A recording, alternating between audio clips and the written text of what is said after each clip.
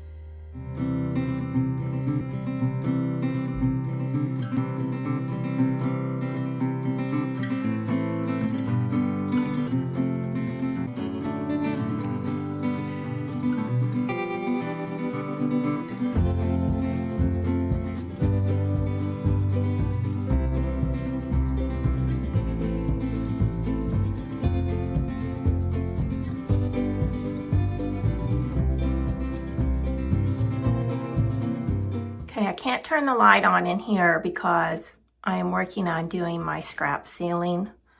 I've almost got it done. I think I may break down and go buy a box specifically for finishing it. I know when I started it, it was just a plan to have an area to use all the, you know, leftover pieces, but I need to get it done and get a light back up in here. So I will probably go buy a box and finish that up.